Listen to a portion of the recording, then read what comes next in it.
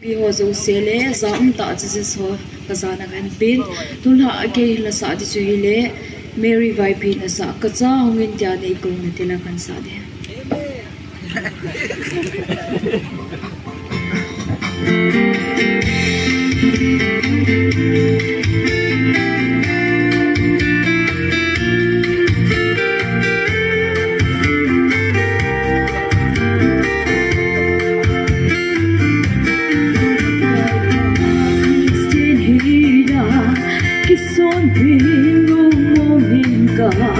dalam baye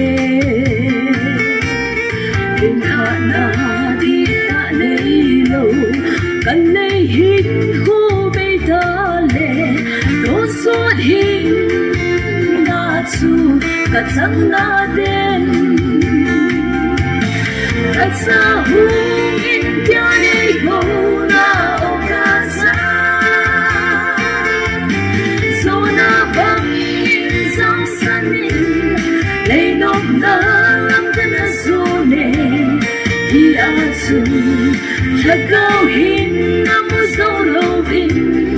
cross bung xuống đi thao hùng nhé đây là sao có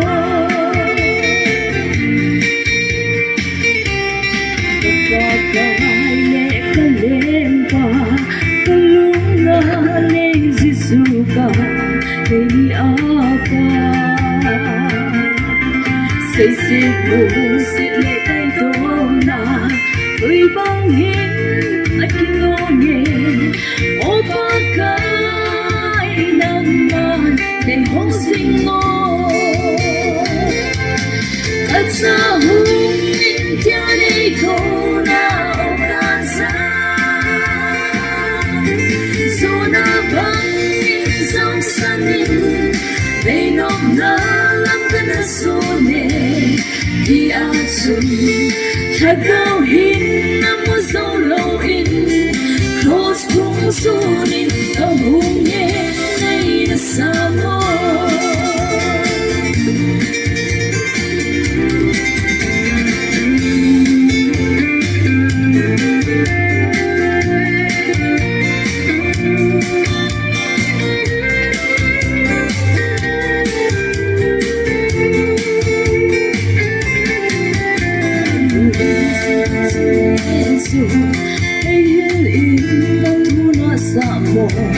kan sun e kalei in khon sa na bo him noi za kan na tha me vai ge le song lên kun ka ne at sa hum in tia nei ko na o ka sa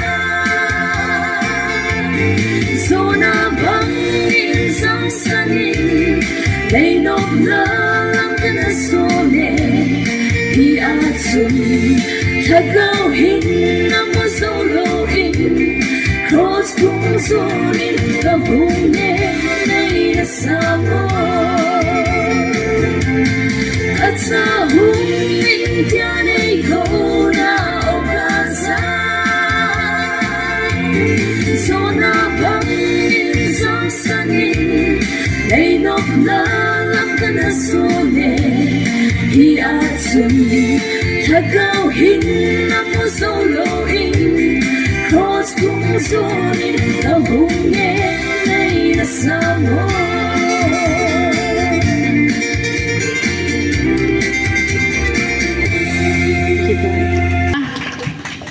Nilapa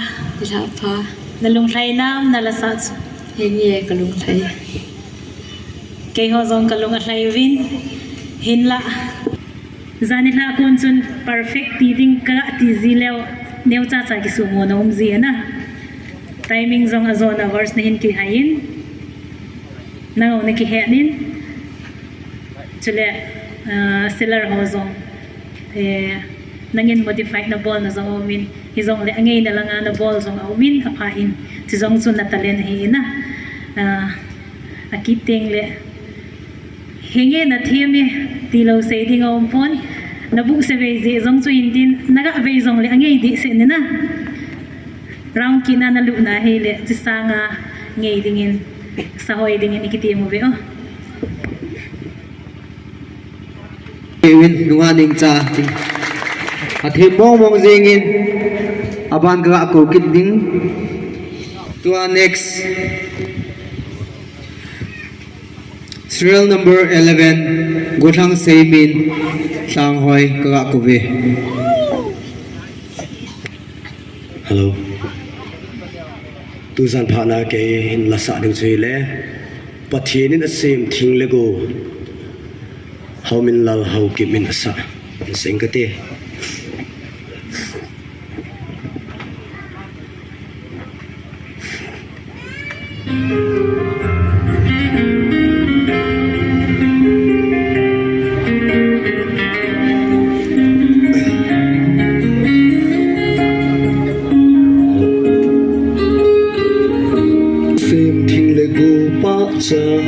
dù chỉ aku nin ahung khang to ve thing na le lo na pa cha se me aga ve no kidang ahin so ve hui le go ni sa ho ahung ha na ahoi na zo se ahung go pha le một si tha in a hello le lam dang lo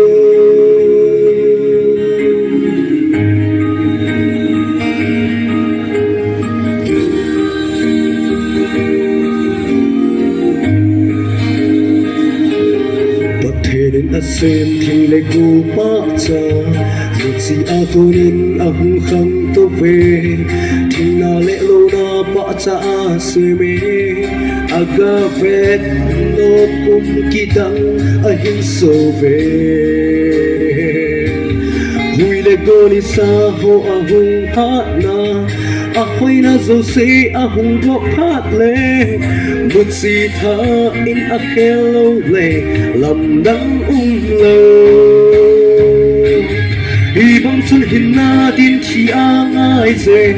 sa gao hin na din ta sa thi na chu na sa gao lung thim ma na pin tha lo le na hin na zeng song a thi sa bang bep na mi lui hi na chu na thi sa zenga ji sun na sa dam na kisan lo le kana le hagil na mun chu na lu ding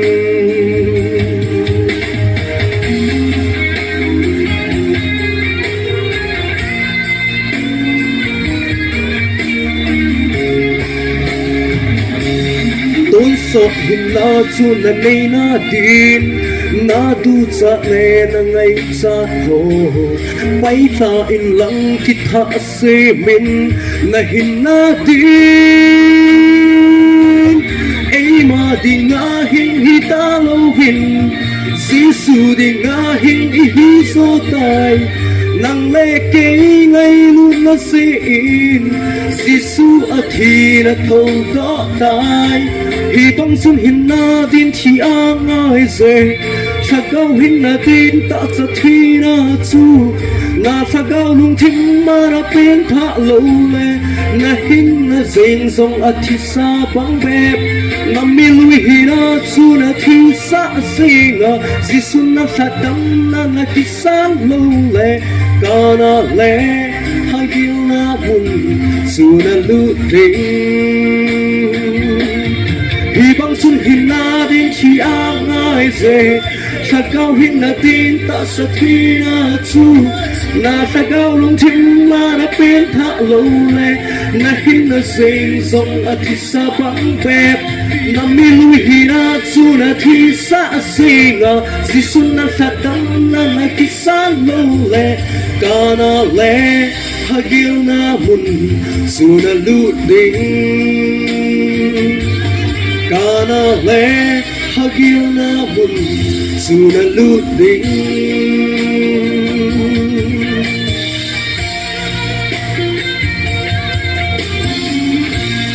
okay na patin sang tahan Hello, Semin. oi Zan hiya sangin ne cha improvement akimuin na. kipa ya Tuni sa nalasa chu la atama tam hin na select di chu ipidinga nangin sila piang suna select ham tu ni ra asa dinga azi ne se pe thei dinga azi chu mi him zo se hen la iti le la zo se he eima auto kitu o minna chi chu chila chu iti a ke ka khu wa jong hu kin la dong ho a jong kana sa azi a ke gi ge la min iti e ge lam wang ka hepun ke ma ki ge la ka auto a kitu eti a ka sa he apa je thei tai se pai mi ping khu ga be pe ji wo wa choi la ngei tai sa pe go thang sei min chunga ki pa thu ga phongun kan sei bangin artist ho zong anaki go jing ubin lang tune next contestant serial number 18 pa sei ma bolso ka kove ki phalam yang ta ewlen pho ki nun ta kden la ran sa in ka son jun ka ki chu chu yang en kanu lam pa to hewa jun la jine chene khat ki ta ante be sia ga rok de yong chu kanu me ya cho ran sa ba ma ti sa ki de ho yang e koi no me la all ke to kala sa jam khat ke I mu thele wen ko me ti la ben sa de hello hello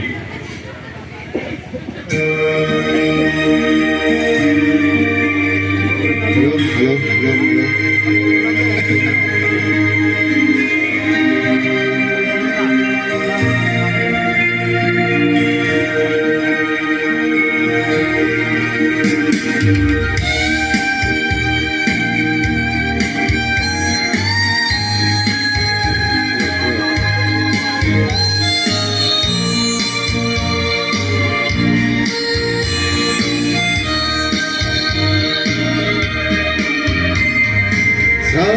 khát ke I một thấy lô bin ka umme sing lam pum pum awal kita Jupha in pam lam ma kapot le sol lanun hin sal chung lam ka vel le a si ho khel lam kun la akisa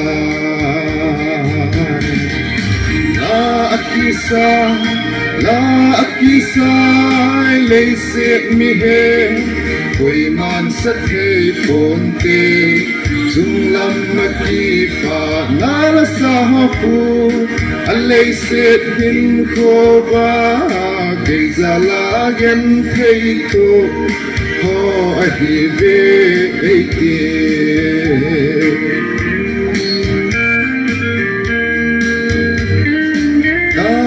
Sadam mon ka umme kunlay tsunga kata sahi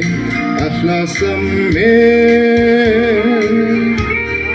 kete bang hitoy le kahim ko lesit hidata Pako matsoldo ding in katsinom ta la sa ding in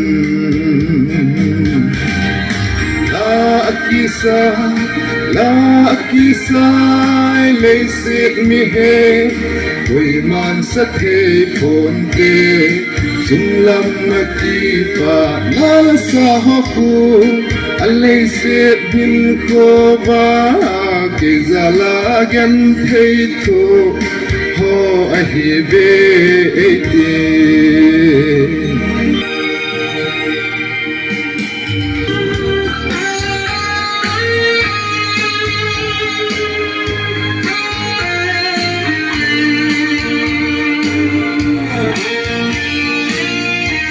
Lehin ko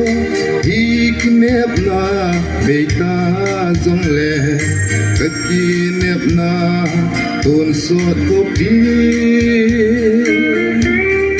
Sumuna ta samuna talaw ding sung ko pi no matsun Bul ngay ten kipa ta in kiel ngoy no ba tsay la asabe La akisa na kisai lấy xiết mi hen quỳ man sắc thề phun tê dung lam mà kỳ pa na la sa ho khu anh lấy xiết him khô va ke zala gen. Hello, hello, ma'am. Hello.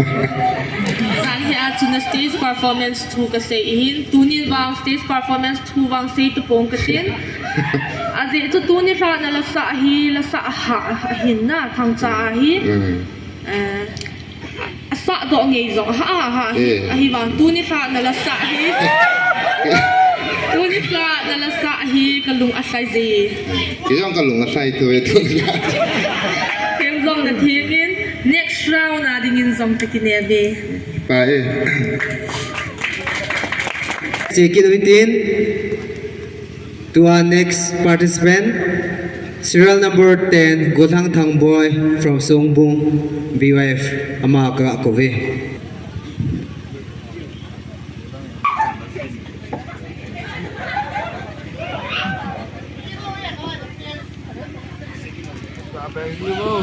cái hin là sợ thì chú lệ cái lung lại ra pakai thì lại ra kêu tuổi cái lung lại ra pakai thì he asa khai min luôn silas khai min luôn hầu kịp he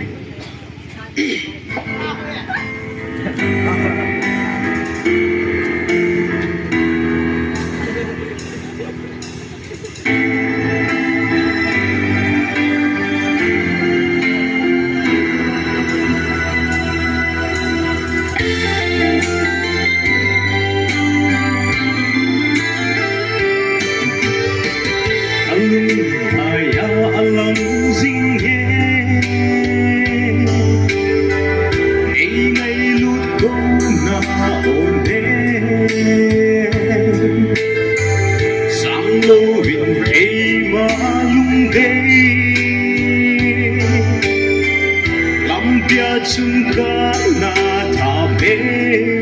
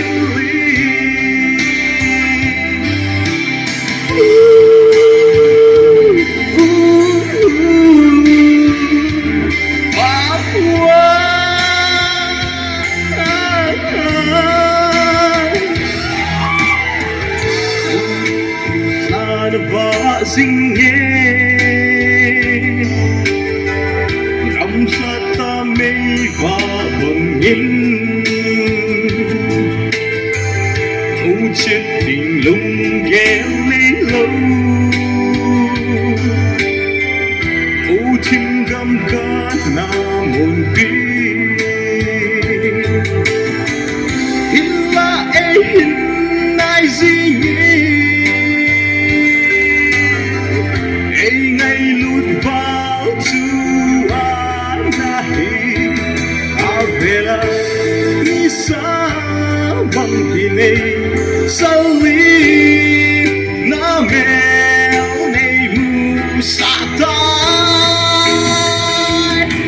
hấp dẫn.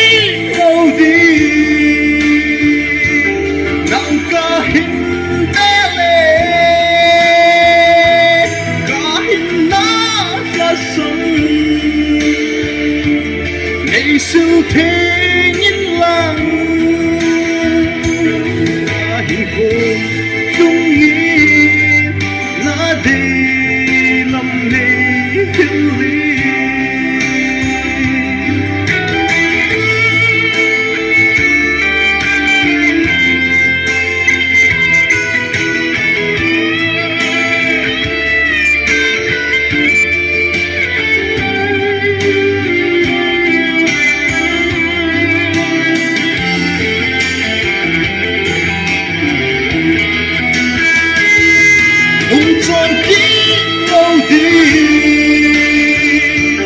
ang kahindele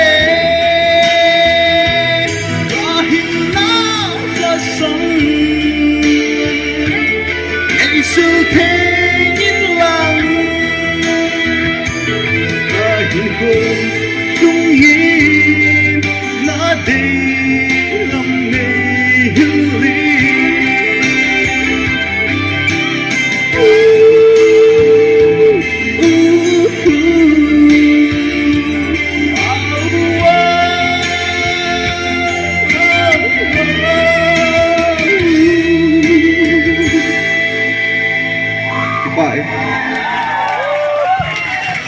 Wow, Thangboy.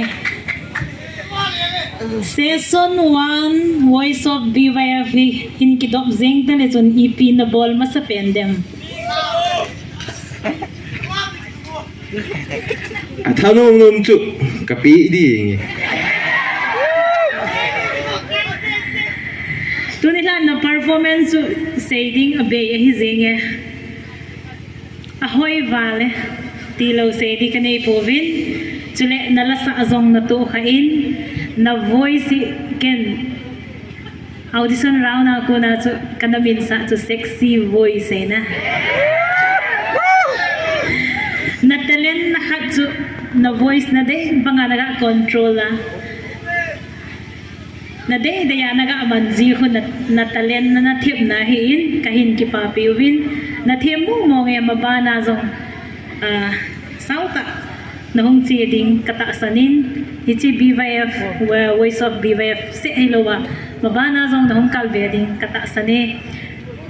na theme mabana zong hong machal zingin na chithiye Kekipai. Ngayon sa nawam, yung tanom ta inanga jing divin kitimun, tua he kadoy dinga Voice of BYF machoy la sa iga kipungayin tin. Serial number 9 Chongnay Team MOULKHANG Branch BYF akun kakakove.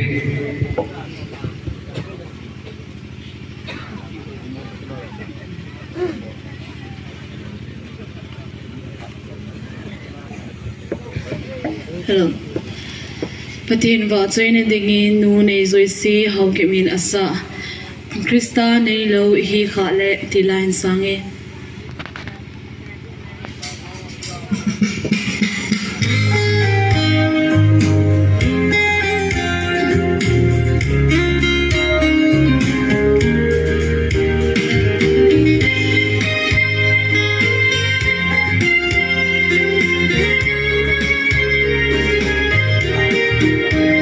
Thi mình tình sa thêm rong lên bình thọ lâu mi cái hi gọi lệ Giêsu mel he su cái hi lâu cầm bol zo si an thi sa si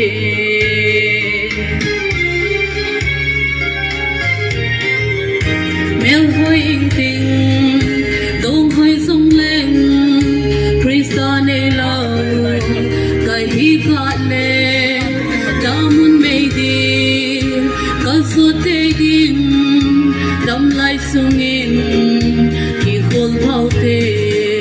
se su nei lo i hi ka le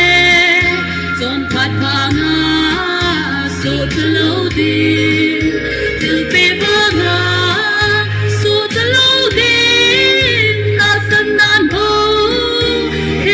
Sandin, til be banga, so the loading, ta sanan bo, him a sandin.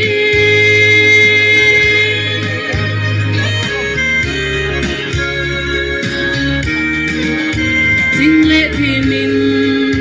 hausa song ling, Krista nei lo,